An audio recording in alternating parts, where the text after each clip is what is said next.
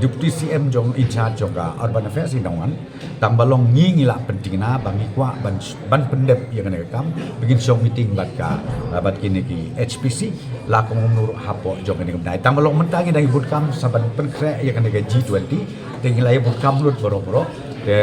once by